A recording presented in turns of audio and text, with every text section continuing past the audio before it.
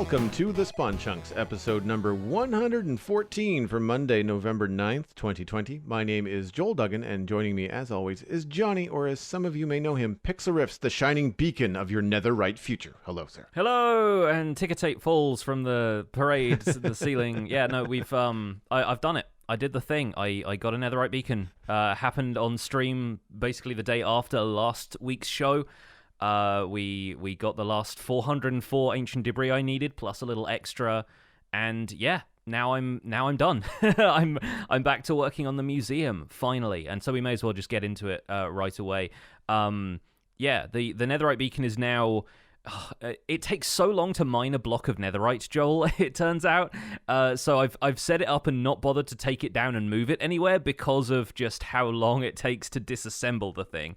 And I've put it next to another beacon that will give me haste, just so when I do end up doing that, it takes a little bit less time.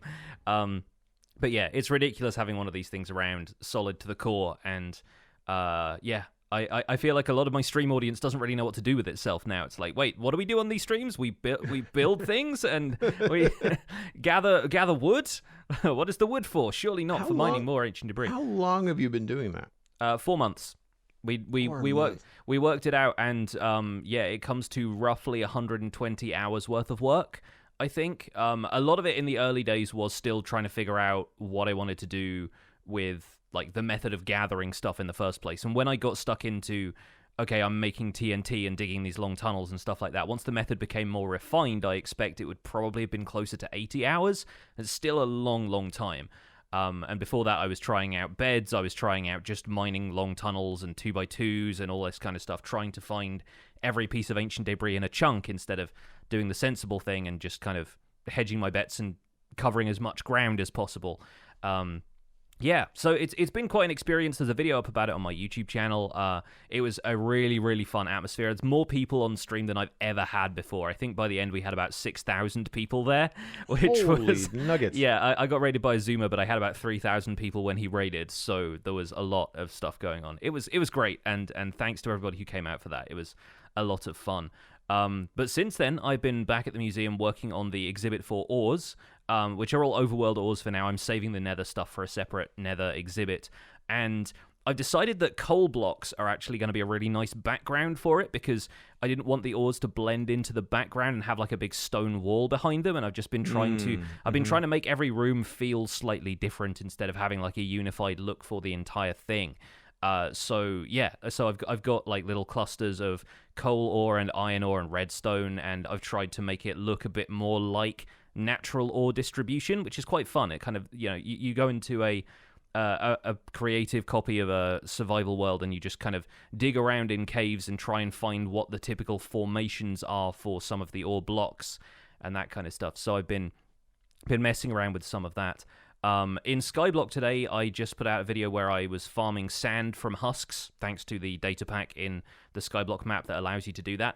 I got a tip-off from a viewer that scaffolding doesn't block sky access, but is a spawnable block. And so the problem with husks is because they will only spawn on the surface. You never find husks spawning in caves. In a desert biome, you can't normally farm them with those like multi-platform mob farms, and the desert biome in this Skyblock world has been added in manually and is about 12 blocks across, right? So it's not very big. But you can actually make one of those multi-platform mob farms if you make each of the platforms out of scaffolding, and that will still spawn husks. And that can still be flushed with dispensers because because like water doesn't wash away blocks of scaffolding. You can even waterlog them if you want to. The interesting thing I found about that was that despite the fact that husks would spawn on every layer of scaffolding, when the water spread to the platform, water would block husks from spawning because it blocks some element of the skylight from above, even though during the night when they would be spawning, it's not a problem. But I couldn't build a roof over the farm or anything because then I'd just get normal zombies. So what I've ended up doing is sync all the platforms up. So instead of having alternate water streams so that it's always producing mobs out of the farm, I had to change the timer a little bit and have all of the water flush out at once. But then I'm getting like stacks of sand when I'm there for more than half an hour. So it's actually working out pretty well. But it was a great tip from a viewer. So if anyone feels like building a husk farm for whatever reason in survival or in Skyblock, then scaffolding definitely the way to go. Outside of that, main topic for today's episode, of course, we're going to be looking at the snapshot. I've done some creative building in the snapshot. I'm building up a tower in a creative flat world based on, taking a leaf out of your book here, based on a steampunk search that I did on artstation.com. I found a really cool piece of art by an artist called Doofresh, and it's just titled Steampunk, and it was a really, really cool cityscape that I thought made for a really nice first approach to using some of the blocks like copper. A lot of the highlights and metal and stuff in it is like pretty brassy, but I think, substituting copper actually looks pretty good. So I've been playing around with that, and it's gone really well so far. And I might end up doing a little bit more of that today after the podcast. Nice. Yeah, I remember you shared the steampunk reference in our pre-show in the render distance, where we were talking about ArtStation and building in creative and getting inspiration and stuff. I might have also dropped a note about my new Xbox Series X that's coming. But if you want that, you can check more about that in the render distance, the extended version of the podcast at patreon.com/thespawnchunks. And I too have been using ArtStation, more so Pinterest, but Pinterest happened to have stuff from ArtStation on it. For what I've been doing in Minecraft this week. And I'm back to actually having a decent project. Like I was starting to get, I don't want to say burnt out. I was just kind of done with paths. Like I was making a lot of these roads in the medieval zone. And it's like, okay, I'm done kind of like sculpting the arrival of players. I want to build something. Like I want to erect something on the landscape and change it somehow. And I mean, medieval fantasy, I wanted to build a farm. I find them relaxing.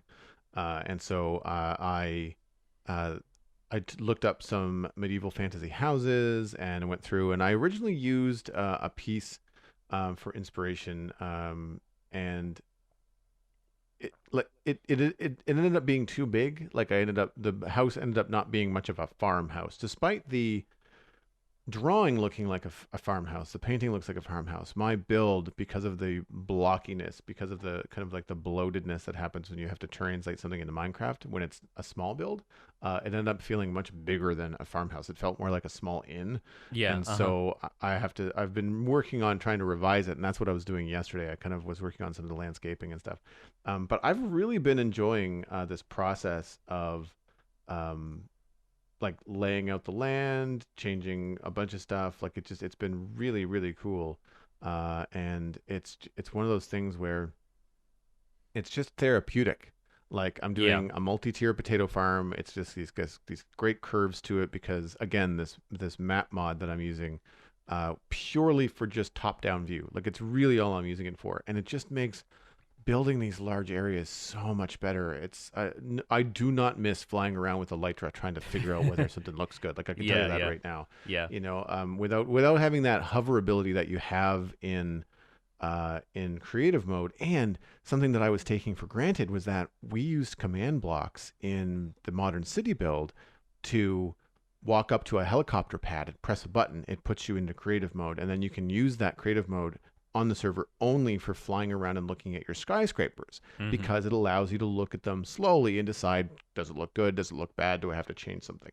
Without having to fly around with Elytra. And that works RP wise in a city with a helicopter pad. You just pretend like you're in a helicopter. But it doesn't work in a medieval realm. Yeah, so, sure. Do I go into a dragon cave and press a button? Like, how does this work? Yeah.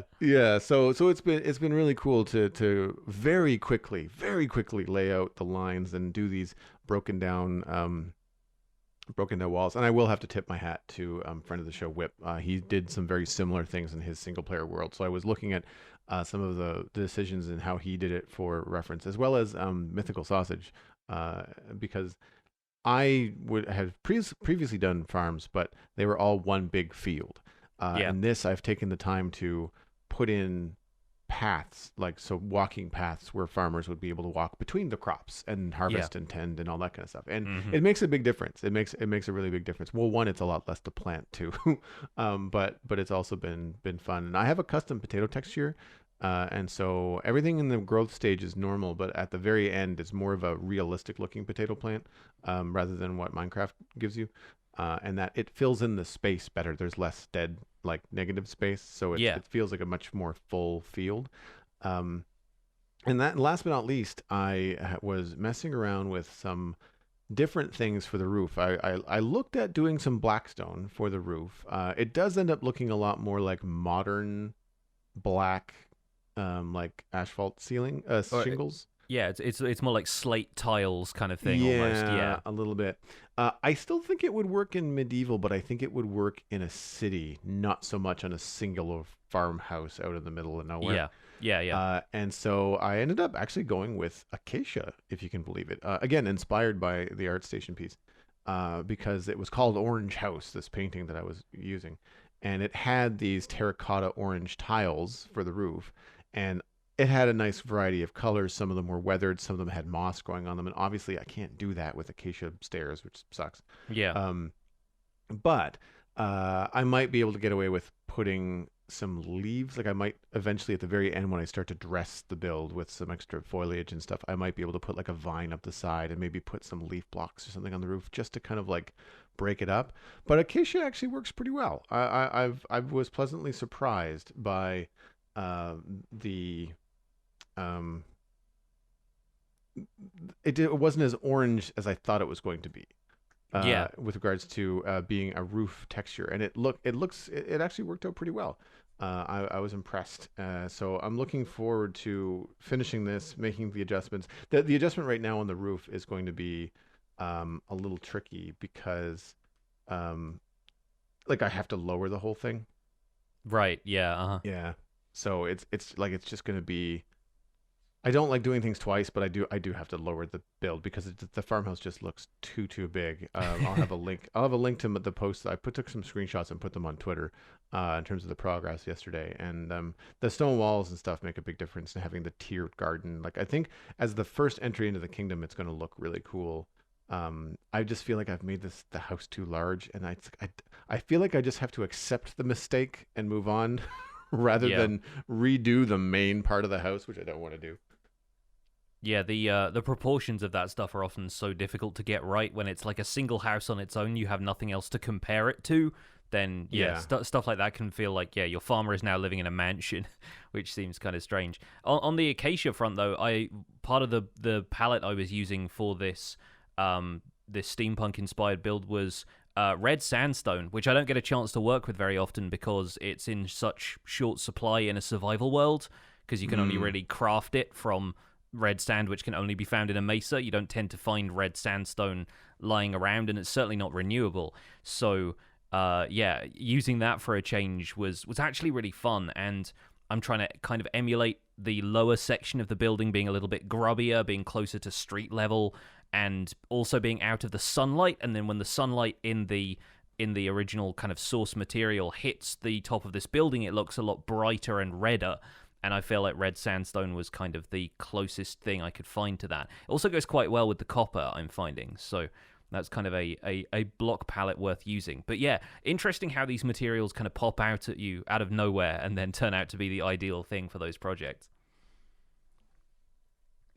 Well, moving on into the news, we have quite a bit to talk about this week because Minecraft Java Edition Snapshot 20W45A, our very first look at the Caves and Cliffs update, arrived last week. You can check out all of the notes at minecraft.net. We'll have a link in our show notes at thespawnchunks.com. We are going to go through this as best we can, and then obviously our main discussion this week is going to be about the snapshot. First up, Amethyst geodes. A huge amethyst geodes can be found anywhere underground in the overworld. Amethyst geodes have an outer layer of a new stone called tuff and a second layer made of calcite. Amethyst geodes have an inner layer of various amethyst blocks. Amethyst comes in block form inside the geodes in two ways: block of amethyst and budding amethyst. Blocks of amethyst can be obtained, budding amethyst cannot. Crystal clusters happen on any side of a budding amethyst block where there is air or water source block. A small amethyst bud will eventually grow. Amethyst buds can only grow when attached to budding amethyst and will grow until they become amethyst clusters. Clusters have 4 growth stages: small amethyst bud, medium amethyst bud, large amethyst bud, and amethyst cluster. But before the end of this news read, we're going to dislike Mojang's naming of everything. Clusters can only grow when they are placed on budding amethyst blocks, pardon me. Fully grown amethyst clusters drop from 4 amethyst shards or more with fortune when an iron pickaxe or higher is used, and drop nothing otherwise when broken. Clusters can be silk touched at any stage. Amethyst clusters drop 4 amethyst shards when broken or more with fortune. I guess we might have that in there twice. All types of amethyst blocks clusters included chime when you walk on them, break them, place them, or hit them with a projectile. The word amethyst no longer looks like a word with the amount of times we've had to read through that. But that's good because we're moving on to copper. Copper ore can be found in blobs across the overworld, similar to iron and coal. This is apparently not the final generation for copper. So you can smelt copper ore to get a copper ingot. 9 copper ingots is crafted into a copper block, from which you can craft cut copper stairs, and cut copper slabs. Notably, there are no slabs and stairs for the original copper block. Use honeycomb to craft waxed copper blocks, which will not age. Unwaxed copper blocks will oxidize over time, and there are 4 stages, which are the first stage of copper, lightly weathered copper, semi-weathered copper, and finally, weathered copper. It takes 50 to 82 Minecraft days in loaded chunks for a copper block to oxidize one stage, whereas waxed copper blocks will, of course, not oxidize. You can wax any oxidation stage, allowing you to preserve lightly and semi-weathered copper. Copper ingots can also be crafted into the new lightning rod. 3 copper ingots will get you a lightning rod, and that will keep your build safe as long as the closest area around the lightning rod is fireproof from thunderstorms. The lightning rod will protect an area of 4 by 16 blocks around it from sometimes devastating lightning strikes, and lightning rods also give off a redstone signal when struck by lightning. The Spyglass is in this snapshot. You can use your Spyglass to see faraway things. The Spyglass is crafted from 2 copper ingots and 1 amethyst shard. The vignette will disappear when you remove the HUD for a full frame view. Tinted glass is also in the snapshot, a type of glass that does not allow light to pass through. Tinted glass is crafted by placing a glass block in the middle of 4 amethyst shards. Tinted glass can be obtained without silk touch. It does not shatter like normal glass. And an outlier, something we did not expect, there is shulker reproduction. A shulker hitting another shulker with a shulker bullet can make a new shulker. It's a bit strange. We've got a couple of curveballs in here. Moving on, we have bundles in the snapshot as well. A bundle can hold a mixture of items, but only up to 1 stack's worth, and that's a stack of 64, or in the case of items that stack to 16, they will take up the equivalent amount of space. You can use right-click to put an item into a bundle, and then right-click on the bundle itself to empty it. And this can be done either by picking up the item and right-clicking it into the bundle, or picking up the bundle and right-clicking on the items. There are also candles, which we've seen teased at Minecraft Live, but were never formally announced until now. Candles come in all 16 colors and 1 uncolored variant, which is a sort of waxy yellow color. Up to 4 of 1 color at a time can be placed on a single block. They have to be lit with a flint and steel. They can be waterlogged, but cannot be lit underwater. And 1 candle at a time can be placed on a cake for birthday celebrations, etc. There is also the ability to fill cauldrons with buckets of lava for the first time in Java Edition. I think this is a parity feature from Bedrock Edition, and it doesn't do anything especially different, except filled lava cauldrons now give off a redstone signal strength of 1. Additional changes in 20W45A. Experience orbs now sometimes merge with when in large quantities to improve performance. Players can still collect the XP at the same rate as usual. Particles now appear when pistons break blocks. Simple firework rockets with 1 gunpowder can now be crafted using the recipe book. Dirt paths, formerly grass paths, can now be made by using a shovel on dirt, podzol, mycelium, or coarse dirt, as well as grass. Previously, grass was the only way you could do that. Minecarts and rails work in water. All rails can be waterlogged, works with a dispenser and a water bucket as well. Flowing water does not break rails. Minecarts can pass through water but get slowed down more than usual. Entities are now saved separately from terrain chunks. Added loot tables for a function of set banner pattern. Pack format version can be split into data pack and resource versions. Servers can now require custom resource packs to be accepted. There were also a host of other bug fixes. We will not read those out. You can go find those at minecraft.net. And before we move on from the news, one quick thing that's come up. There is a brand new Minecraft novel announced called Minecraft The Shipwreck. Separate from the series by Max Brooks, this is a new one by an author called C.B. Lee. It's going to be, it has been released already, sorry. November 3rd, 2020 was the release date. And the blurb is as follows. Imagine you're wandering about the overworld, minding your own business, when you find a weird clue to a riddle which leads to a secret puzzle trail. And before you know it, you're on an adventure to discover who made this world and why. Once again, there's a link in our show notes to a brief interview with C.B. Lee on Minecraft.net talking about the origins of the book and where the book goes.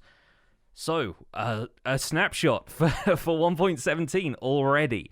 I feel like this has been kind of a surprise, and as we mentioned earlier, we are going to be dedicating our main discussion in this episode to our opinions on the snapshot features. Both Joel and I think, have spent a little bit of time in the snapshot, just messing around with stuff in creative, maybe tinkering with a couple of things in survival where it required. The first thing I want to point out here is that somebody on Reddit has pointed out that waxed, lightly weathered cut copper stairs is now the longest item name in Minecraft.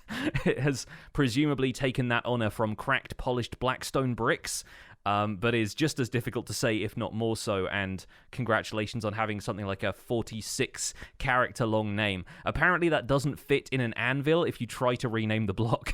So, I don't know, maybe a little bit of moving stuff around is going to have to happen there. And anything else like that jump out at you from the snapshot so far, Joel? Yeah, the names like that are hard to swallow. You know, Yeah. and I didn't really think about it much until we got into the Amethyst talk in the newsread, and there's a lot of really complicated. It gets very granular, doesn't it? Yeah. Similar sounding names, but very different function. And I kind of feel like they're going to have to simplify things at some point, for sure. One thing that I wanted to mention, there are some great videos out there exploring the technical features of the snapshot. A friend of the show, Exumavoid, has a video out late last week. And as well as Ray's Works, who I've been watching more and more for technical stuff like farming and things. I haven't watched all of Ray's Works videos. We'll have links to two, one from each creator in the show notes. But Ray's Works has 2 or 3 videos. A little bit of a clickbaity titles in some of them because of lava cauldrons and shulker duplicating and stuff like that. But I think that when you get down and watch it, it's just really cool to see people that have a very deep technical knowledge of Minecraft experimenting with some of the new blocks and some of the new techniques. One of the things that you mentioned actually in the render distance in our pre-show was messing around in creative with the snapshot. After I did the same thing at the end of one of my streams last week, actually the day that the snapshot came out, I was sitting there thinking, I kind of wonder, because of the length of time we have between now and when Caves and Cliffs comes out, I might start a single player world that's snapshot and just so yes, creative. I tend not to, for whatever reason, I tend not to build much in creative. I tend to just mess about with palette combos and stuff like that. Yeah. But I feel like I would maybe have a better opinion of how hard is it to get amethyst stuff? Is copper really a pain in the butt if I have to go from stage 1 all the way to stage 3 or 4 in a real survival world? So yeah. I'm contemplating. It's not going to be a full-time thing. It's going to be a pop in and work on something a little bit whenever a new snapshot comes out sort of idea.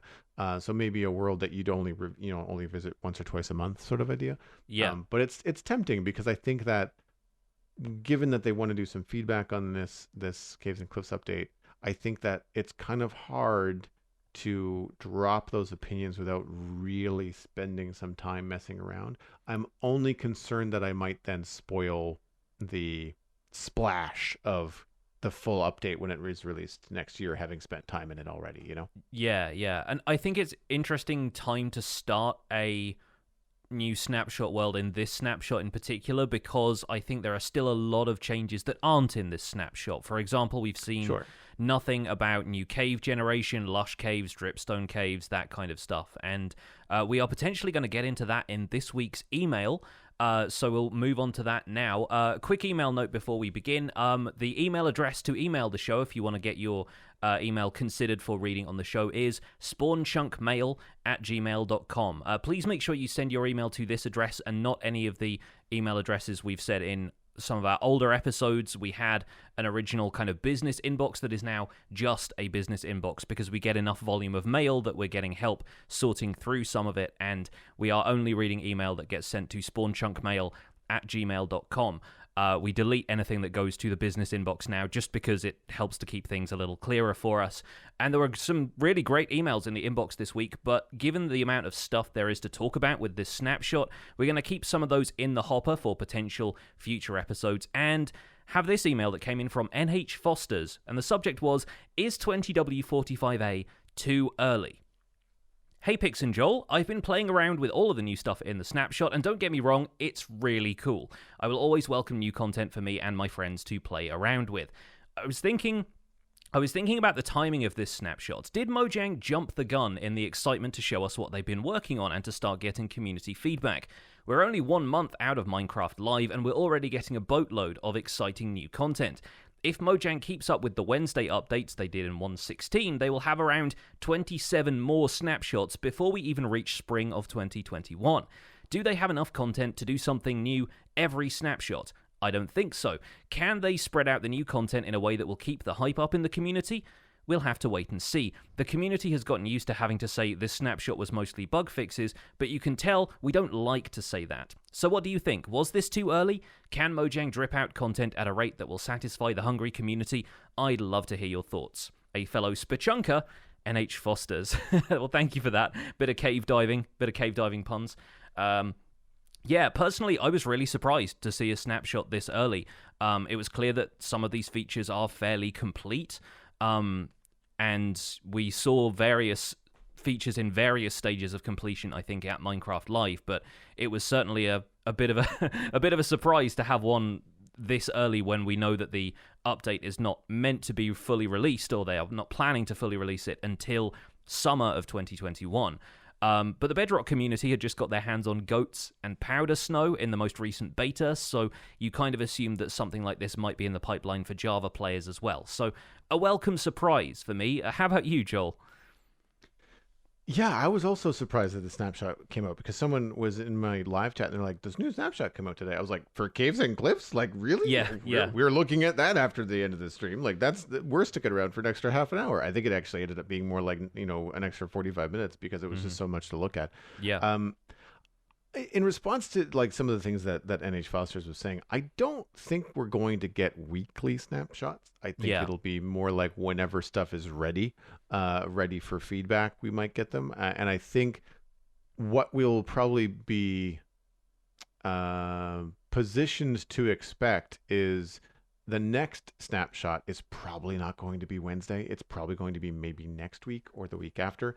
And I think if they set that expectation of like 2 weeks or 3 weeks in between them, then people are like, okay, well, maybe they're only going to be coming out every 2 to 3 weeks. And that way they won't, go through, it won't be expecting as much.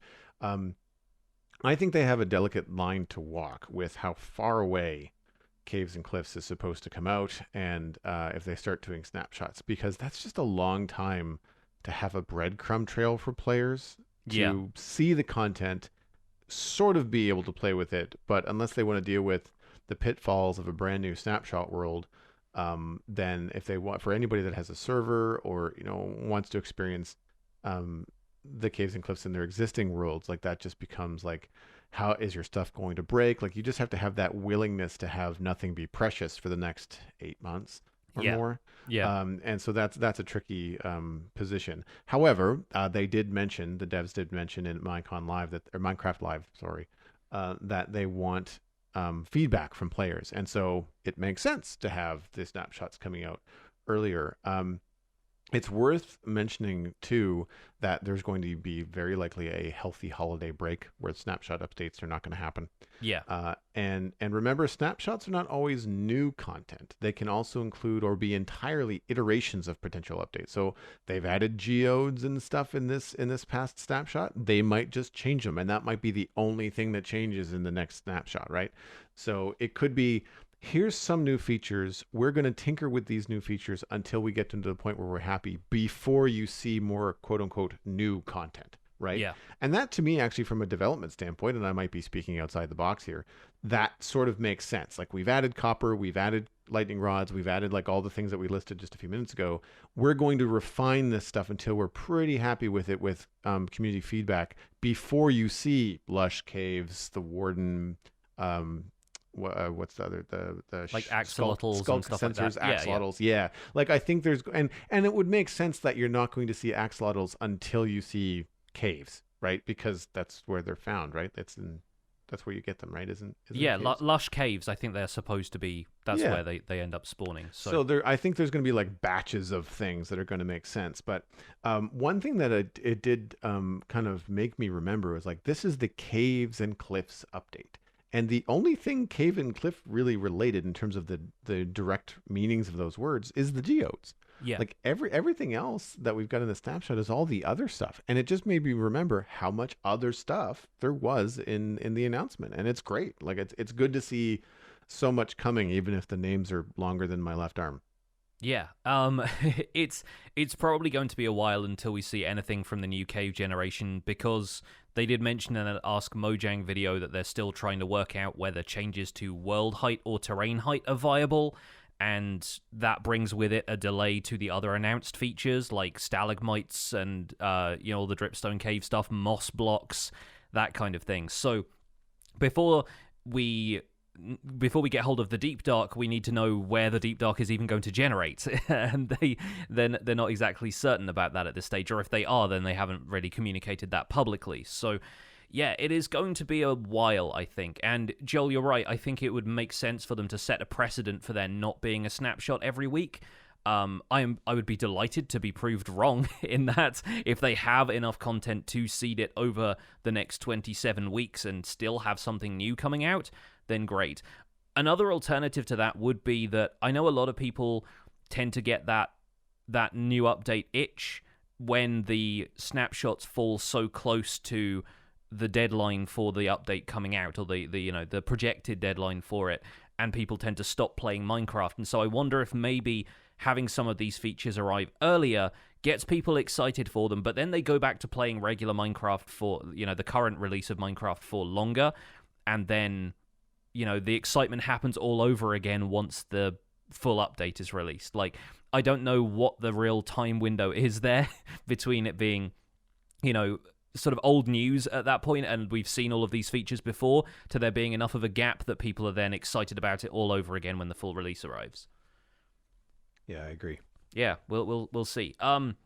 We may as well move on from that though to our full discussion about 20W45A, because yeah, there's a lot to cover here. We're going to try and go through point by point, but there are many, many features here. We will inevitably miss a couple of things that I'm sure folks will let us know. And of course, if you've got your own opinions about the snapshot, please feel free to send them into the email address we mentioned above. Thanks again to NH Fosters for that email. So let's start with copper for a start, because I feel like this is one of the things that touches a lot of different levels of gameplay. For a start, it's a caving thing, even though the ore generation isn't final, but then you and I as builders are probably quite excited about copper before we think about much else in this snapshot. So how do you feel about copper so far, having had a poke around with it? I actually didn't realize and had a viewer point out that it's a different color and texture than we originally saw in Minecraft Live. It has changed. Much brighter, much more orange. I don't necessarily feel it really. It doesn't look like a metal block to me. It looks like an orange block. And so there's lots of time, and I want to be clear that this is all constructive. There's lots of time for that to be changed and iterated on. I actually think I prefer some of the weathered textures that they've added in this particular snapshot to what we saw at Minecraft Live.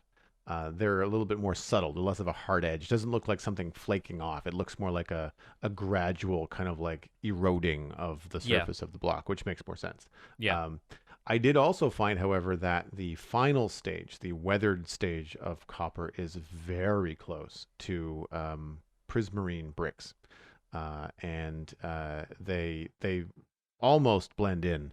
And so it's a little bit tricky in that way, in that it's like you want something that will maybe give you a palette option for texturing that's going to jive with other blocks, but Yeah. it's almost indiscernible. It's so close, whereas it was much more blue in Minecraft Live. The other thing that I noticed that right away was that it doesn't have the vertical texture. It's more of a 2x2 texture, much the same as purpur blocks are, Yes. Yeah. in an even split. And so I was like, well, I mean, it's fine. I don't mind it, but it's like I kind of wonder why they went with that, because the copper was already very different, by having a different texture and having vertical lines. And I was immediately looking forward to having things that looked like they had like corrugated metal walls vertically, because it's one of the things that you can't get with. You can get it with logs, but you can't get it with any kind of like sub block texture. Like logs are not split in two vertically. Like you can't get vertical planks. Yeah. So if you want some sort of vertical lines going, copper was going to be your go-to, and now it's going to be a giant checkerboard. So, or at least at present, I should say. And I find, like I said, the non-weathered are really orange, and I put them next to acacia, and they're almost the same color. And Yeah. so I'm kind of wondering if we're going to have it be pulled back. And I was thinking in my head, like I even remember correcting myself on stream, going like, okay, my brain, when I think copper, I think is thinking incorrect. If I stripped out a wire in my house and looked at the copper inside of it, it's probably just as bright as what I'm looking at on Yes. the Minecraft screen. Yeah. Yeah. Yeah. I'm probably thinking about bronze more often than I'm thinking about copper when I think about a block of metal or something in the world that's made of bronze. And so I think that it's one of those things where copper's a cool addition, but I kind of wonder whether Minecraft has to maybe not be so literal with its interpretation. I think maybe a more bronze color might be more usable. Yeah, potentially. And bronze is, yeah, it's an alloy composed of copper and tin and a few other things. So it's certainly a starting point for something like copper. I sort of wonder if further down the line, if alloys become more of a factor in Minecraft, then we might have a little bit more variation, and this is just the start of that. But again, that's all sort of far future, I think, at this point. My main issue with copper right now, and I'll get onto what I like about it in a second, is that it doesn't have a variant that doesn't have a bevel around the outside, so everything looks tiled in a very obvious way. That's kind of my main thing. What I would love from copper, the one thing I feel is missing right now, is the smooth sandstone equivalent, right? Not the cut sandstone. We're talking about the smooth sandstone that you get from smelting blocks of sandstone, so that they have a very kind of linear texture, and you can't tell where one block is to another if you look at them from a distance when they're all next to each other. So yeah, I miss that from copper right now, because if I want to make a pipe out of copper, the pipe is not going to have rivets every meter along it, right? It's going to be a continuous thing of metal. And so right now it feels like it's missing that. However, I really like copper so far. I think as far as the color is concerned, I'm not too fussed about that. I think it's easy enough to build with as a copper block. In creative, when you have easy access to all of the blocks and variants, then that's a little bit easier. I think in-game it's going to be more of a challenge to get the gradient you want from new to weathered blocks. And I found they work best in a gradient. They start to clash if you jump straight from fresh copper to semi-weathered copper. They don't really tend to look like the same thing aside from the texture, and they don't tend to sit quite right next to each other. It's a pretty high contrast. But if you go through lightly weathered to semi-weathered to fully weathered and back, it creates this really beautiful like transition between them that I like a lot, and I can see myself using that gradient a lot more. It's the kind of thing that I think people have been trying to achieve with other blocks in the game for quite some time, with bricks, cracked bricks, andesite, and then cobblestone, all kind of like trying to make it look like this wall is gradually falling apart, sort of idea. Yeah, And when Gemini Tay was on the show, she talked a lot about using gradients in her own builds and roofs made out of stuff like that, where you start off with something like pumpkins, and then you put honeycomb, and then you put beehives, and then you put planks, and that actually lends to a really nice transition, which I think Copper does all on its own with just a few block variants, and it does it in an incredibly satisfying way when you put them all lined up next to each other. Just the build I was playing around with in creative, I've used that on a couple of pipes and I think it looks superb. The aging process is an interesting one. I've actually tested it using the time add command, not a time set but a time add, so I moved the world forward a day at a time and it did nothing. So moving it forward 50 to 85 days using commands doesn't do anything. We can presume from that the aging mechanic is based on game ticks rather than what day it is in the Minecraft day-night cycle. So you can't fast forward the aging process by skipping the nights by sleeping in a bed, for example. It's actually got to be there for the game tick equivalent of 50 in-game days, which I believe is about 24 hours or something, right? Give or take, it's between 22 and 24 hours. And, I mean, I just anticipate that being a huge pain. I think you're going to see these... I'm imagining huge, quote-unquote, drying fields of copper. Right, And then people setting real-world smartphone timers to say, go check your oxidation at like 16 hours to make sure. Because if you don't, then you're going to miss it. And you're going to be like really upset that you let it go all the way and that there's no way to go back. I do like, and I think it's a very simple and Minecrafty way of adding the wax to them and freezing them at whatever stage you want to keep them at. I think that's great. Yeah, it is. It adds yet another use for bees. Yes, and honeycomb gets another use beyond just being a aesthetic block as well. So that's very good. Yeah. Don't you use honeycomb to make beehives? Like, isn't that a... Yeah, it's beehives with planks and honeycomb, right? Right. When you're making the manually created ones. But but once you have them, you don't need them anymore. Yeah. Yes, and now bee nests are renewable as well. Like there's you can use one or the other at this point. So having honeycomb have uses like that is great. It's also used for candles, which we'll get onto a little bit later. I think it's kind of interesting that copper, I mean, presumably won't retain its age when you pick it back up again. So if you decide you want to move that copper block you've been trying to age, then, well, the process starts again, right? And right now, I don't know if you'd be able to gather enough to build with in survival. Like, I know the terrain, the vein generation for copper is not final, but you probably need to find, like, close to a stack in one place if you need... let's say 90 ore just to make 10 blocks, because each of these blocks has to be made out of 9 ingots of copper. So, like, if you imagine building out of iron without using an iron farm, and every block you want to place has to be 9 iron ingots, that's going to be a lot of mining very quickly. Yeah. And I know that a lot of this update is going to be focused on the caving experience, and so they're looking for ways to encourage players to go mining, but... it's going to be a lot of mining, and I mean a lot, unless they want to add in a renewable way of getting copper ingots. And I've had a couple of suggestions related to copper from my stream, one of which was that the drowned could end up dropping copper ingots instead of the gold ingots they currently drop, which I think is quite a good plan, because zombie piglins already drop gold ingots and gold nuggets, so having the drowned drop copper could work pretty well. It also kind of fits quite well with the drowned's whole aesthetic, really, like the underwater kind of drowned sailors with all of the algae and stuff and coral sticking to them and whatnot. I think it makes a lot of sense for the drowned to drop copper. And a drowned farm is not an easy thing to build early game. You can if you're a mad lad and want to build a drowned farm day one, but I think it's going to be more of a challenge for technical players and would potentially mean, if they get a few copper ingots out of it. It's not a particularly fast process getting gold out of a drowned farm right now, so could potentially work that way. And I didn't test this, but I don't imagine you can use copper in a stone cutter because it's usually only stone items that you can put in there, which I means that if you're making stairs and slabs, you're making it the old-fashioned way, and you're not getting a one-to-one Yes, you for are your getting copper stairs. you're getting 4 cut copper stairs. And yeah, I did test the stone cutter. The first thing I tried because I thought, yeah, we're gonna have to conserve some of this, but no, it doesn't work because again, like you said, Yeah. not a stone block.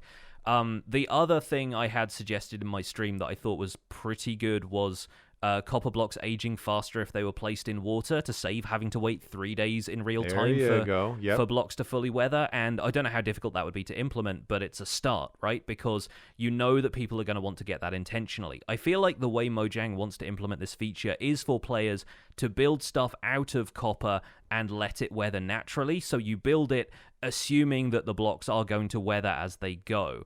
But then you have the problem of once the blocks reach the stage where you're like, actually, I really like that, I want to keep it that way, you then have to mine the block, coat it in honeycomb, and put it back. And that feels like a more laborious process, which some players aren't really going to be too keen on. Some people I asked on Twitter earlier what opinions people had of this snapshot so far, and a few people suggested you should be able to right-click on copper with honeycomb to wax it while it is still placed in the world, instead of having it be a crafting recipe, which might work out. I'm not sure, what Mojang thinks of that, but I think it would be an interesting way of doing it, so you can just wander over your roof and right-click on stuff when you think it looks good, and that saves the additional step of Wow, yeah. breaking the whole roof up and then crafting it together with honeycomb and then putting it back. So that's another option as well. I feel like there are maybe quality of life changes to be still made with copper to make it more viable for survival, but right now as a block to build within creative, I'm having a lot of fun with it. Before we move on from copper, we should talk about lightning rods. And I found, while very cool in shape and cool that you can place them horizontally as well as vertically on different surfaces, I find them even brighter than the orange copper block. Like they're like almost a yellow. They're about as bright as I think the copper blocks were in the original Minecraft Live show. I think they've toned down the copper block but left the lightning rod as it was. It's pretty polished looking. Yeah, it's pretty shiny. I'm not sure the function is going to be as useful given the small radius and how garish they are. Like they don't really. They're going to stand out like a sore thumb on just about anything that you build. And so I really feel that players are just going to turn off fire tick as they usually often do. Yeah.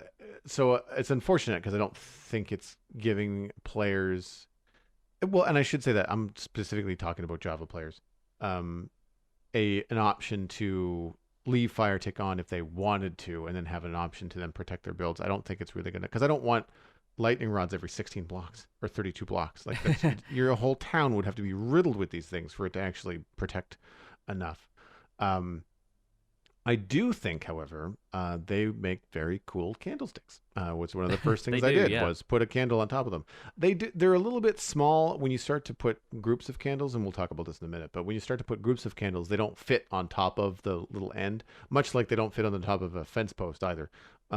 But for just a single candle, it just kind of makes me remember my days as a child in church. Like you see the candelabras and the single candle holders, and they're always really fancy and shiny. And like it does look like that. Like you can combine it with other things as well to make it like a 2 meter tall, candle holder. Yeah, and it does work in that way. And I think anybody building any kind of like sci-fi or steampunky thing, to be able to put like 2 or more of the lightning rods together along a wall, it's going to look like circuitry or pipes, or like it's going to be able to jive in a bunch of different ways.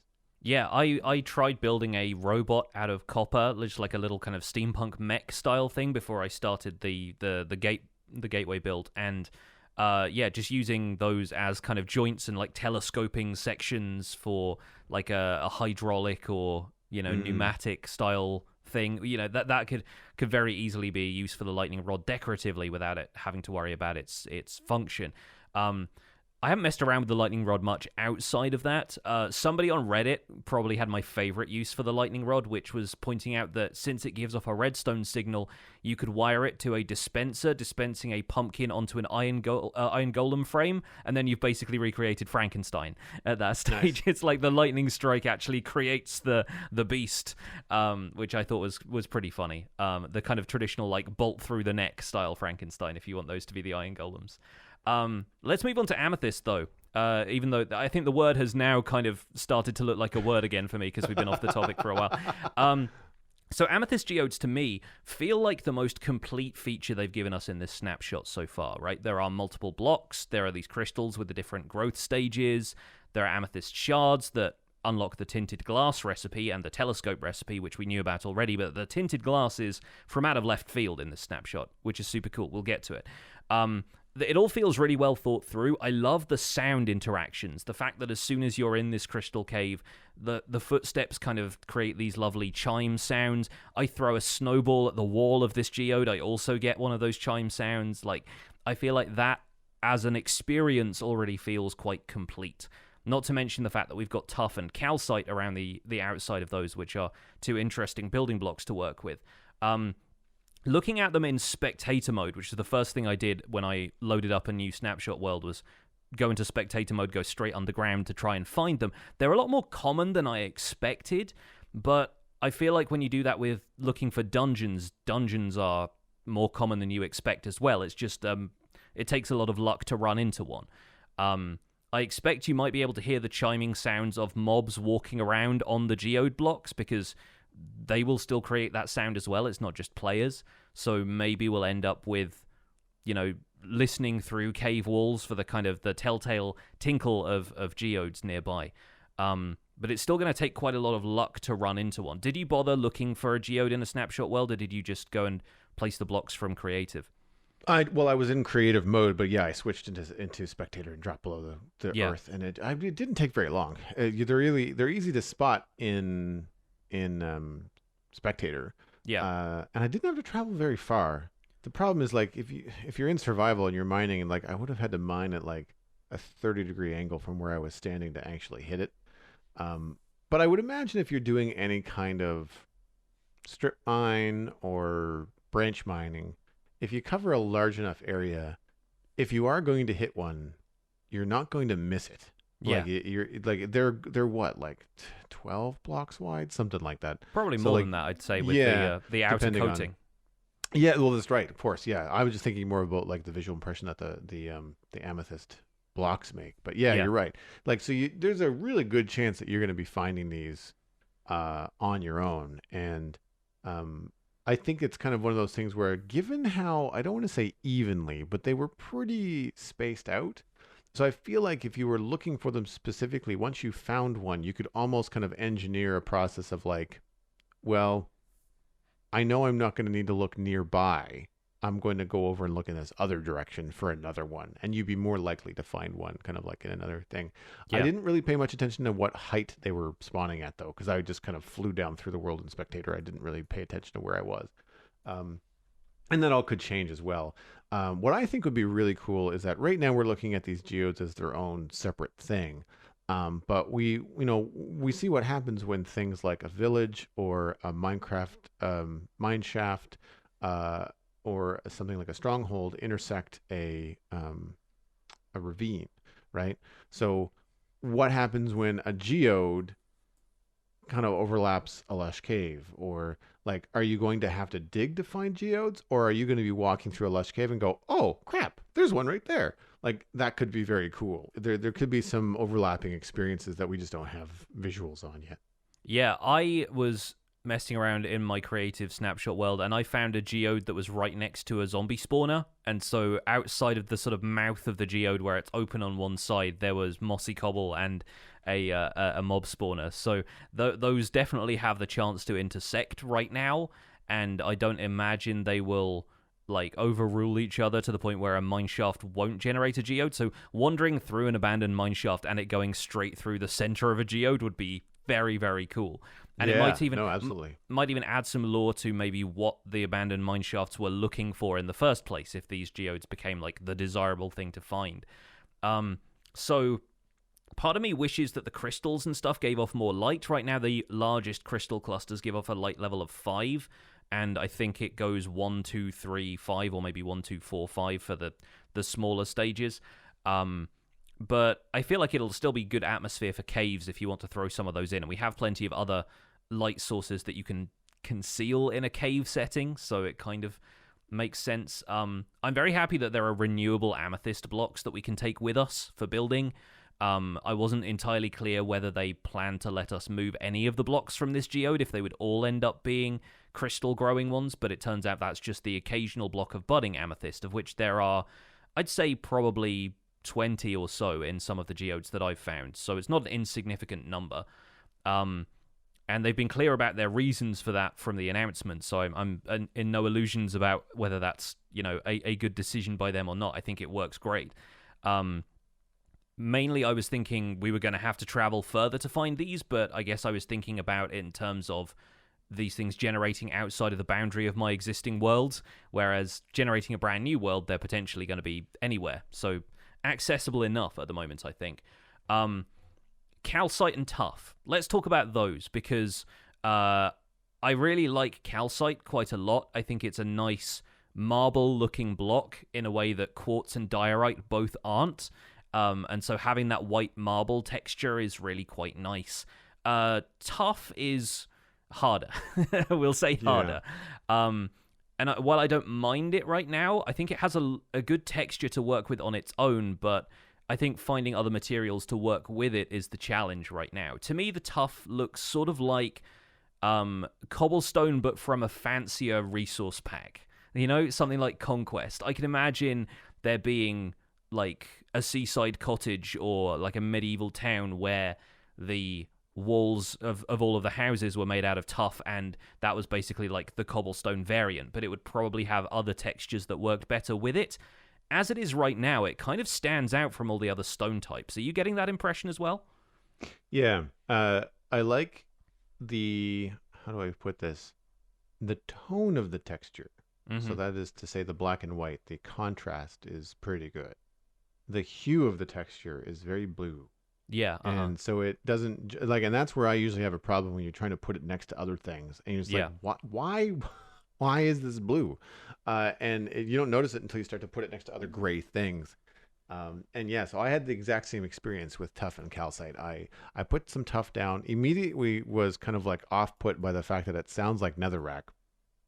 So, and it's funny how we've got to a point now in Minecraft where the sound will influence what your brain thinks of the material. So I don't think of it as a stone. I think of it as like a spongy, squishy thing because it makes a splat when you put it down. Yeah, I did a quick look into this, and it's actually the same sound more or less. And it may not be, but it sounds to me like it is the same sound as basalt uses, but pitched up maybe 1 or 2 semitones.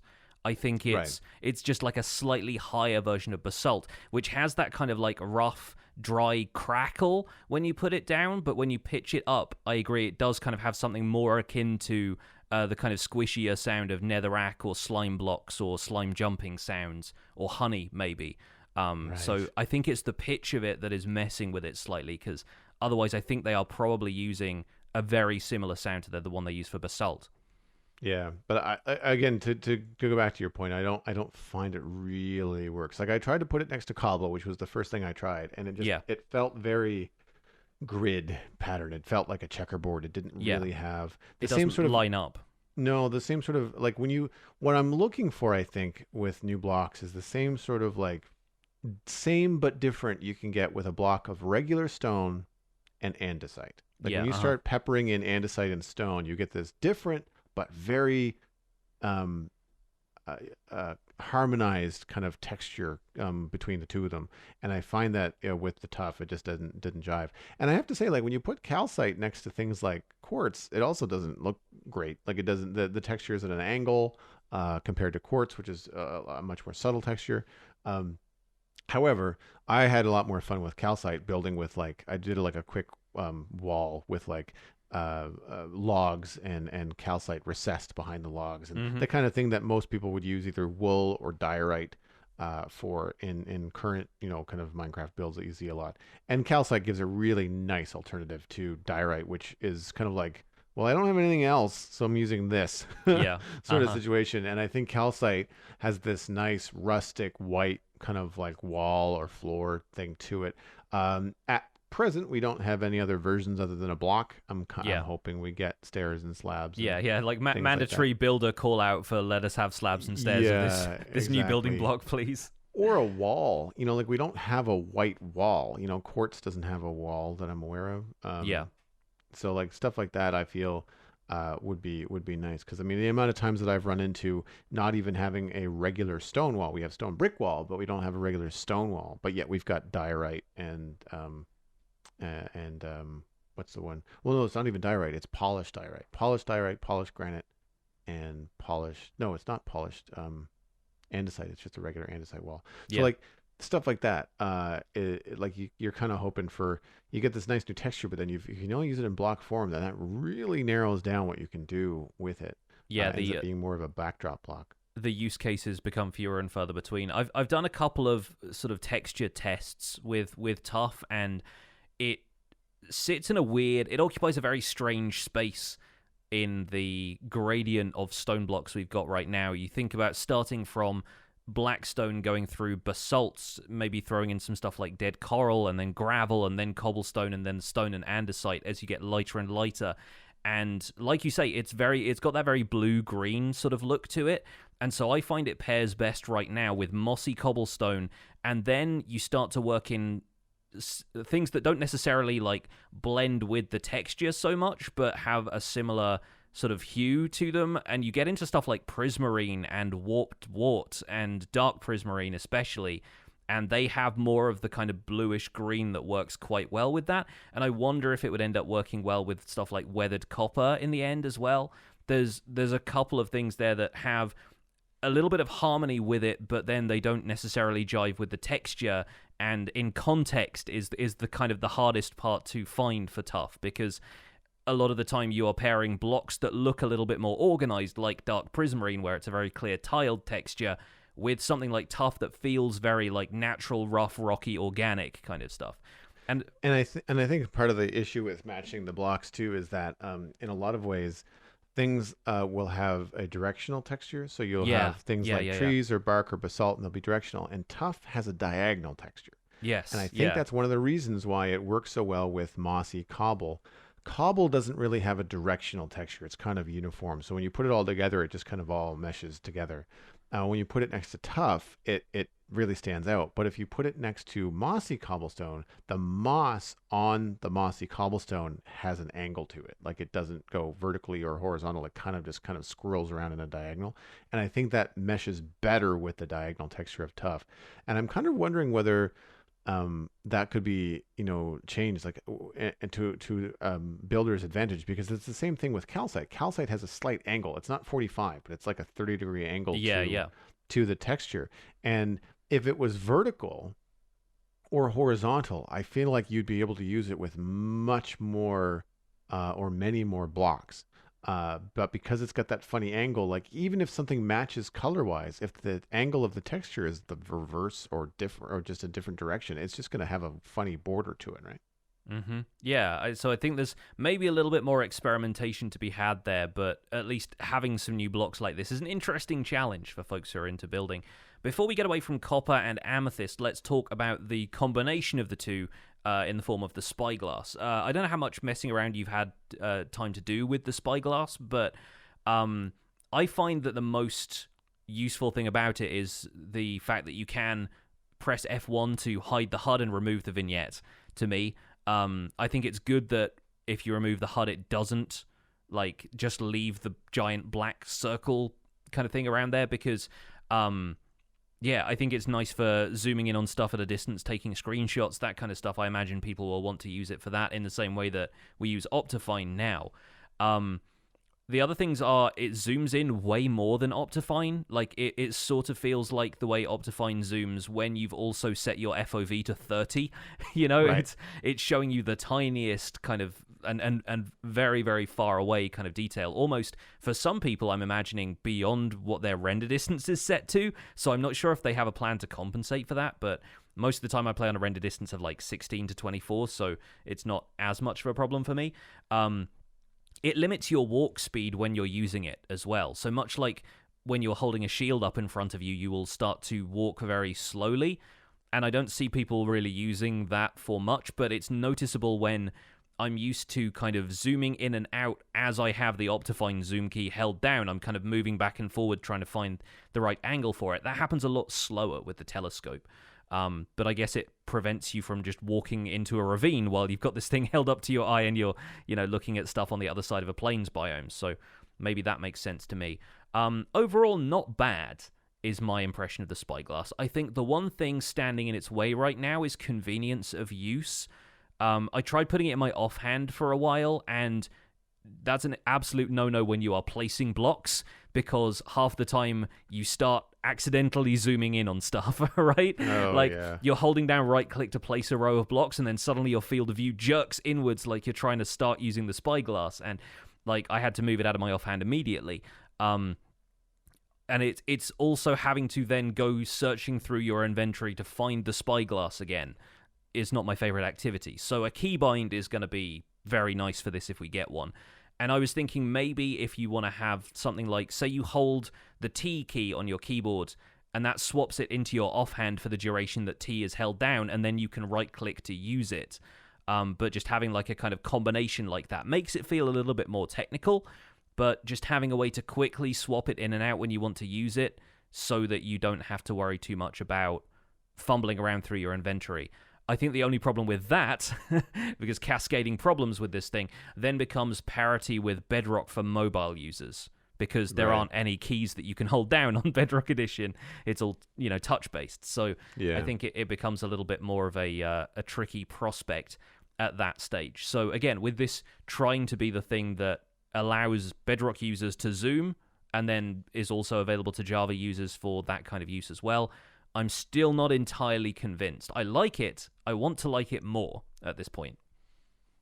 I messed around with it very briefly just to say oh, okay, works as expected. I was thinking about Bedrock players that don't have access to things like Optifine and saying, all right, well, that's cool. I mean, it's okay. It's one of those things where this is something that I would want very early in the game to spy ores on a cliff from far away. And that's one of the tests I did. It's all right, well, let's look at this little bit of exposed stone there on that island.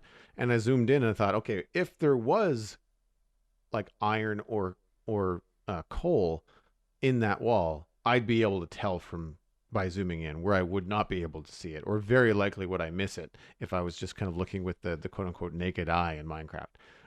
So I was all right, well, that's useful. The problem is that you have to find a geode first if this is going to be useful in the early game.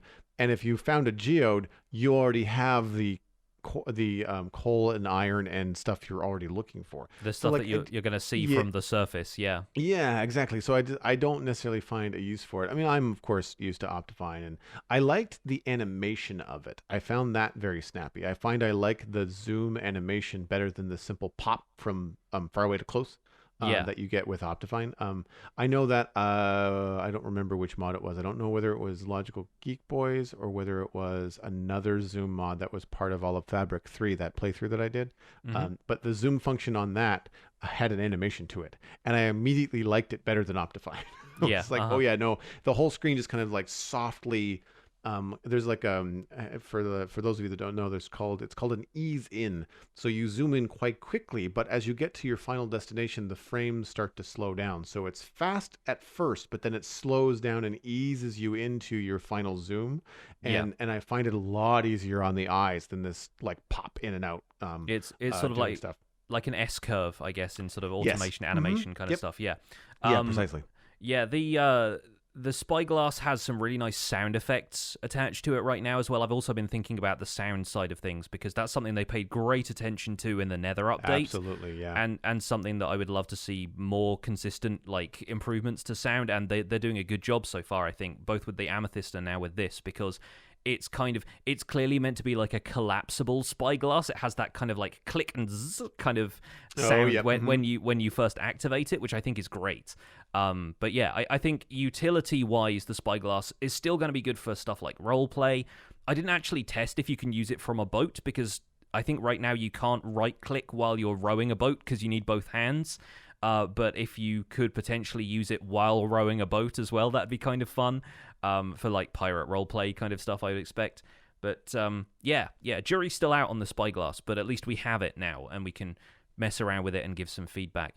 Staying with the glass theme, I suppose. How about tinted glass? Because this is kind of an interesting one. It is a glass block that actually blocks light, and that is gameplay light, not just, it doesn't just make things visibly darker. You can create a tinted glass box, and as long as there are no blocks missing, no regular glass blocks in there, it won't let light through, and mobs can spawn inside a transparent case. So this is really quite an interesting use case, and something they didn't mention at all at Minecraft Live. So this one is from out of left field. It's got a new texture, it's got definitely a lot of utility, and is potentially just a cool thing for making interesting looking windows, having a window into your mob spawner so that you can check that mobs are still spawning without having to leave, empty spaces to potentially let light in through. How do you feel about tinted glass, Joel? It's going to be very useful. One of the things that drives me nuts about Minecraft Farms is that you kind of have to I hope I built it right. I'm just going to have to sit here and wait to see, and then wonder if the yield indicates that enough mobs are spawning. Whereas if I could just look inside and go, oh yeah, no, that's about 6 or 8 creepers coming out of there every few minutes. That's fine. That's exactly what I expected. I think that's going to be incredibly useful. I think that I was kind of surprised. I remember this. Why do I remember this? And again, there's a similar function in a kind of glass in Olive Fabric 3. And yeah. I remember now that tinted glass, or glass that does not let light through, various names that it has appeared in various mods over the years. It's been around for a while in modded Minecraft. So I think that there's probably a lot of vanilla players that have had that experience, are like, yes, this is going to be very, very useful. And the only thing is that it's not going to be something you're going to be building walls and walls of, I don't think, because the build recipe for it with 4 amethyst shards around a glass block is not the cheapest thing, and certainly not you're not going to have this day one unless you're very, very lucky. But other than that, I liked it. I mean, I think it does what it says on the tin, and I thought it worked well. The fact that you don't need a silk touch pickaxe to get it back is nice. Again, because it is rare, it would be kind of crappy if you broke it by accident and going, oh crap, now I have to go find more of that. That could be frustrating. I'm curious when it eventually gets into the game, especially Bedrock, what it will look like in RTX. Yeah, that could be a really interesting one. Right now, the texture has no textured streaks in it, or rather, the streaks are more subtle. They're based on transparency rather than opaque pixels, which I really like, and I think was potentially going to be a design for regular stained glass before they added some of the streaks back in because it was difficult to see. Whereas this has a really strong border around the outside. It's kind of like a purplish border because I presume of the amethyst ingredient. The frame of it is kind of purple, but you don't really notice that. I was building with this next to red sandstone, and you get a couple of blocks away, you can't tell that that's purple unless you're looking at it really up close. So I think that's a good texture for it to have. I wouldn't really change anything right now, and it does make for some cool looking windows, particularly because it darkens the blocks around it. So if you're building with blocks right up against the tinted glass, then a shadow is cast on the top texture of that block because there's no light getting to it. And that actually lends a lot of depth to windows in the facade that I was building. It was only 1 block deep, but it really felt like it was deeper because of the shadow that was being cast there. So I like that a lot. I also see a lot of people calling for different colors of tinted glass, and I'm kind of fine if there's just one. I don't think I'll ever need light green tinted glass myself. But yeah, I don't know if they plan on adding color variants to that stuff. Again, it just means adding 16 more blocks. So Yeah. I'm not certain if that's kind of on the in the scope of tinted glass. But I think just as a utility block, it is a really exciting prospect. Yeah. The only thing that I would want from it, and I don't know, so correct me if I'm wrong, panes. So Yeah, if we could have panes, that would work. I think that's the interesting part is that panes would then have to block light in like a single strip of pixels below them, and obviously Right. it'd block light from traveling horizontally, but there's no way of placing panes flat. So yeah, it's kind of a difficult prospect, I expect, with what they're trying to do with tinted glass. Right. And yeah, I feel like we're just gonna have to make our walls one block thicker if we want to use it in that sense. Yeah, in that sense, yeah. Okay. Yeah. That makes sense. Other stuff on the docket here: candles. Yeah, speaking of light, I really this is the first thing that I checked out when I realized Uh-huh. there was candles in it because it was an easy thing to grab and place, and I immediately discovered that they work very similar to sea pickles, including light levels of 3, 6, 9, and 12, depending on whether you have 1, 2, 3, or 4 candles. The animation when you light them with I mean, like I immediately kind of thought I'm going to light it with a flint and steel. That makes sense. I did not check to see how you put them out. I'm assuming you can dump a bucket of water on them, but that's not super convenient. I don't You know if you right click them on them with a shovel. If you You can right put you them out right that click way. them with an open hand. It's like you're pinching out the wick of a candle. Yeah. Okay, cool. I didn't try that. Hmm. I'm hoping the animation of the flame is temporary. It is currently just a scaled down port of the torch animation, which to me is far too smoldery for the top of a candle. Right. Yeah. I think they have an opportunity here to one, reduce the amount of particles in your world. I don't think every candle needs to have smoke particles coming off the top of it. I think a simple flickering flame animation would be just fine. Yeah. And have it be. I mean, Minecraft is pretty cartoony. I think you could go down and have it be having it shaped like that, kind of like a leaf. Like that single candle, kind of the kind of thing you see in Christmas decorations. Like that kind of single flame candle animation would be just fine. Yeah. Rather than this 3D particle thing that just when you get 4 candles, it's a lot. Like Yeah. you kind of worried you're going to burn the house down, sort of thing. And I didn't really mess much with the various colors. I mean, it makes sense because they want people to be able to change them up a little bit. I don't see myself using a lot of magenta candles, but the fact that there are black candles and white candles and red candles, like the kind of things you want to maybe put in either a spooky build or a fantasy build. Immediately, we discovered that they float, which means Harry Potter fans are going to lose their minds the next time that they want to build something with floating candles. But I actually was thinking of some of the builds that we saw from Elysium Fire in a Cyberpunk video several months ago, where they were using, I can't remember the technique. They were using flowers in the air to make holograms. So they turned, is it block tick off or basically the flowers don't pop off when you remove the block underneath them. Yeah. Yeah. Sure. But if candles float and they come in all of these colors, which is what the flowers do, then you could potentially use candles to do these really cool, mosaics or images in the air, and then either light some or all or most of the candles to light them up. Now, it's not going to be super, super bright depending on how many candles you have in that cluster, but like from a distance, that would look really sick. Yeah. Yeah. You could do a lot, and it's effectively it becomes like another pixel art tool at that stage, Yeah. right? Which is quite an interesting prospect in itself. I hadn't really considered it that way, so that's got some potential behind it. I'm not really overwhelmed by candles right now. Like it's cool to have them. I think they're fine. And they're simple enough to obtain. It's just string and honeycomb right now, just like you're making a torch, but out of those ingredients. And they'll be good with the right builds, like you said, and the 16 color thing is nice. I think having to light them with a flint and steel makes sense, but it still feels weird to me. Yeah. I was thinking about other light sources that don't come pre-lit, and redstone lamps are the only one I can think of where you have to interact with them after placement to switch them on. And I worry that a couple of people are going to misclick on the candles and just set fire to the wooden wall of their home and end up burning their house down, right? Yeah. So we were worried about burning houses down before. I feel like it might happen more frequently than you'd think, and that's not something a lightning rod is going to save you from. So Yeah, I am curious to see what people do with candles. Obviously, there are some detail builders who are going to come up with some really interesting stuff. Even just having a single candle on top of a lightning rod is a fun detail in itself, like you said. Well, even just having 3 little candles unlit in the middle of a table, like yeah, sure. that just adds enough, adds a little bit of life.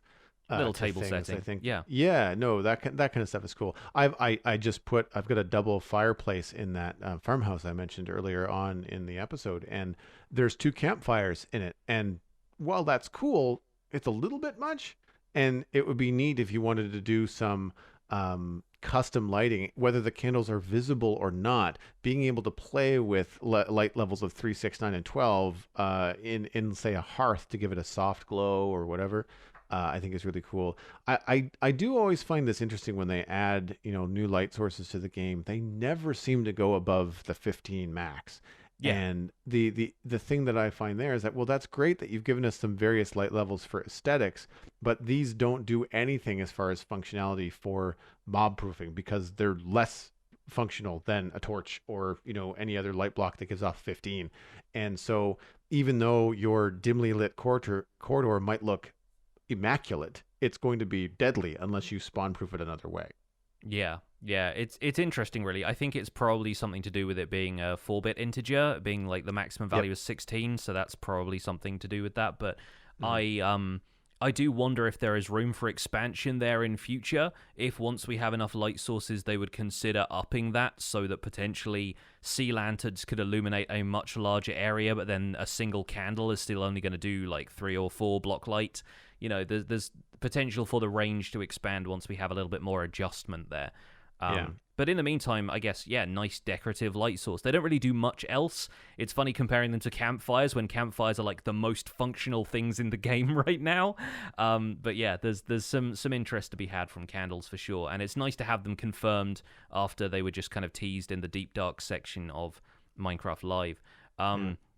I know we're going to wrap things up, but a couple of things that I wanted to mention that definitely struck me as a dirt path being changed to being able to be made from other blocks other than grass is incredibly convenient. I didn't realize just how much I wanted this until they added it to the game. I was like, oh man, that is going to make my life so much easier. I was going to say, as somebody who's been building a lot of medieval paths lately, Joel is going to love this. No, I didn't even think it was on the table. I just kind of accepted my fate of having to replace things with grass and then path. And I've actually moved away from grass path because it's such a pain in the butt to just covering everything in coarse dirt and then texturing that after that. But now that I can just, if I wanted a dirt path, I can just right click the coarse dirt a couple of times and then get the dirt path. So that'll be very convenient. The other thing is renewable shulkers could be very interesting. And we use the Shulkermite Voodoo Beer data pack on Citadel. And for those of you that are not familiar, that's when you have to spawn in an endermite. It has to walk around on purpur, and after a specific amount of time, it has a chance to burrow into the purpur and create a shulker, which you then still have to fight in order to get the shulker cells. So it's a slow process, but for a server that has some adult players that don't have a lot of time, some people that don't necessarily enjoy end raiding and get very agitated when they fall into the void and lose things, and it was the only hour they had to play that week, the Shulkermite data pack is really helpful in that way. And so if this is something where renewable shulkers could be farmed, it could be really interesting, because then you just need one tech savvy person on a server to then become the most popular person ever. Yes, it will surprise nobody to learn the Psycraft group already has a shulker farm that makes 330 shells per hour. So yeah, it's happened already. Day one of the snapshot, of course, because we expect nothing less at this point. And I wasn't really able to get the mechanic to work consistently just messing around with a few shulkers in a room. So I think potentially it's going to be a bit more difficult for casual players to mess with. But then again, casual players are probably not thinking on the scale of a big multiplayer server. And as somebody who inhabits a single player world most of the time, there is really not that much difficulty in going and raiding a ton of end cities and getting yourself lots of shulker boxes. This really feels like a mechanic for multiplayer servers who are going to want to put the time in to make a farm like that anyway. Yeah, I agree. The footage that I saw from Ray's works, who I mentioned earlier, was that he was baiting Shulker A with either himself or another mob, and then putting shulker B in the path of the bullet. And Yeah. so the first shulker was consistently shooting in the same direction. The only thing that I had a question about was like, well, what happens when that shulker that is there dies? How do you get a new one in place without being in creative mode? So like, It's about controlling the spaces where the new shulker spawns and then having that replace shulker B in the first place. So you're kind of, reusing them more or less. Either that or you splash them with resistance potions, assuming that the cloning mechanic doesn't have to happen at a certain damage level, or if the shulker dies, it produces another one then, or something like that. I'm not certain how that works. But it's I'm gonna have to go check out that Sidecraft video. That sounds cool. Yeah, it makes the possibility of farming shulkers a thing, and in ways that don't involve game manipulation, like resetting chunks and that kind of stuff. I think it's ultimately going to be a great thing, regardless of how it is implemented. If we have any canon way of getting renewable shulker shells, then it means server admins have less to do, which is important, I think. So that's pretty cool. Bundles are also in this snapshot as well. Before we wrap up today, no pun intended with the bundles. I've been playing in creative mostly, so bundles aren't exactly necessary there. I've messed around with them enough to know what they do and how they operate. I can already see them being good in survival. It's just what you need them for, and I know a lot of people are more keen on them holding more than 64 items, and I think I'm hoping that sooner or later something else comes along that's going to be another addition to inventory management, because this is still just meant to be something that tidies up the loose items in your inventory, rather than being something that is, you just throw 5 stacks of stuff into it from your inventory and you're done. They need to have some kind of automation attached to them to really take them from good to essential for me. But one of the most significant things about them is that they are a use for rabbit hide, which previously the only use for rabbit hide in crafting recipes was turning it into leather, which you could already get from cows much more easily. So between that and honeycomb, I think it's nice to see Mojang taking advantage of old items and giving them new crafting recipes. It really breathes life into aspects of the game that players largely ignore right now because they have no other function. Yeah, I'd agree. I don't know if I'm going to run out and make bundles because of the challenging recipe. Yeah. If it was a new world and I was in a desert or near a desert, I would certainly go look for some rabbits. But it's cool that it's not just another reason to have a cow farm or leather that people already have. Like I like, again, that it's a new recipe. But I was messing around with them, and I believe actually you were in the chat for this. We were putting bundles inside of bundles, but it still adds up to one stack. So if the bundle A has got 32 things in it, you can put it in another bundle, but then you only have 32 spots left in that bundle. Yeah, it's not a shulkers inside of shulkers situation where you can nest them. Yeah, which makes sense. But to me, it's one of those things where I wouldn't want to do that accidentally and then try to figure out where that bundle went. So if it works like that, I'd rather not be able to put a bundle inside of a bundle. Yeah, totally. Because really, you're just taking up room that, like, it doesn't change the functionality of it. And again, like you said, it's good for cleaning up the inventory when you got flowers and grass and stuff that you're just clearing an area and you don't necessarily need it, seeds, wheat seeds, all that kind of thing. Which I get in some ways. Like in early game, you want to keep that stuff for later. Like you don't necessarily want to throw away anything if you're starting a new world. I don't see myself using that very much, but again, that is from an end game player perspective. Like that's just not going to be for me. It's a cool addition, but it's not something I see myself using. Here is one way I expect I will end up using bundles, and it's leaving a few bundles in a chest somewhere, near to wherever I'm building, right? And whenever I get to the point where my inventory is just full of clutter, I've got like 3 stairs of this and 4 fences of that, and my entire inventory is full, I go back to that chest, I take the bundle out, I right click on the stuff from my inventory, I put the bundle back in the chest. I'm not carrying the bundle around with me all the time, but it's just a nice way to store a bunch of items which would otherwise just get thrown higgledy-piggledy into this chest, right? Like, it's a little bit more... We all have that chest. Exactly, like the bits chest. It's like the junk drawer in your house, and now you have little organizational compartments for that junk drawer. Like, it's not solving the problem of the junk, It is just giving you ways to organize it better. And I think that on its own is pretty good. Again, I need to start using them in a survival context before I really have perspective on whether or not that's a feature that will be essential to me going forward. But I think it's a nice start. And I think people need to give bundles a fair shake, to be honest. Not that I'm really having to go to bat for bundles here. You can use them or you can't. But I think they are slightly better than people are expecting right now. And I want to point out, too, that in the inventory, problem that we all have right now, this is a good step.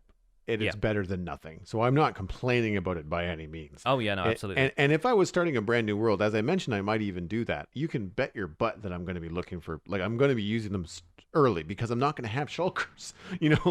It's something that I'm going to be going for early on.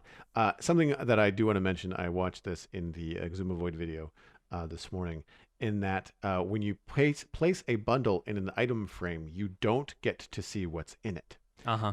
And so from a server perspective, where you have a community that might have a series of shops, he was obviously thinking about Hermitcraft, you could have a shop where you come in, you pay X amount of diamonds for a bundle, but you've got no idea what you're going to get. Yeah, you have blind auctions at that point. Yeah, so it's got some gamification there too, which I thought was a nice way to think outside the box of the intended use of the bundle, but then also take it to a fun way of playing with it. Yeah. Also worth noting, GUI change from the bundles we saw at Minecraft Live. These no longer have the graphic representation of all of the sprites of the items that are in there. It's an organized list in much the same way you see from a shulker box preview, except from what I can tell, it shows you everything that's in there instead of going, and then 22 more items, right? Because I think it's a small enough range of stuff that could potentially go in there. Not if you add up a whole bunch of things, because there's a cap to that list. I think it's nine or 10 different items, and after that it just says and 29 more or something like that. Okay, that's still more than a shulker box gives us right now, but still only about twice as more. I would still prefer a visual cue, but I need a visual cue that's going to show me things not overlapping. I think a visual UI would be better. Like a little pop-up inventory of its own, rather than it being like a black box with all of the different sprites in there like it was at Minecraft Live. And speaking to accessibility, I don't know, and anybody that knows this, please write into the show, spawnchunkmail@gmail.com. What is better for people that have any kind of disability with their eyes? Like, do you want text to have to read, or would you prefer graphic representations of, like, roasted chicken, seeds, grass, stuff like that? I just personally would prefer them side by side, not overlapping like a hand of cards, But I don't know if the decision to go with a list is based on information where this is easier for people to read that do have some impairment or not. I don't know, but let us know. I'd like to know. Absolutely. Let us know what you liked about this snapshot, what you didn't like. Any of that stuff is really valuable feedback for both us and Mojang at this stage. So it'd be really great to hear from people who have some more opinions about what we've seen this week. And here's some fingers crossed for a few more snapshots in the near future. But for now, that's going to be it for this episode of The Spawn Chunks. You can find more information about the show, links to some of the stuff we've talked about today, including the patch notes for this snapshot. All of that is going to be listed at thespawnchunks.com. The music for the show is composed by me, and The Spawn Chunks is proud as ever to be a listener-supported podcast. If you're getting some value out of the show, if you're enjoying the discussions Joel and I have every week, consider putting some value back in and contribute. You can go to patreon.com/thespawnchunks to join our community. Pledging at any level there gets you an invite to our patrons-only Discord chat and gets us closer to our next milestone goals, which right now is the monthly Minecraft audio hangout, where we just hang out in Discord, kind of like the podcast, but a private version where we just talk about what everyone's been doing in Minecraft that week. We're currently at 214 patrons, which is another increase from last week. Thank you so much to the new folks who have signed up. And special thanks to our content engineers, General Patton 82, Greener Canuck, JD Williamson, and Yitz for your support on this episode. You can email the show at spawnchunkmail@gmail.com.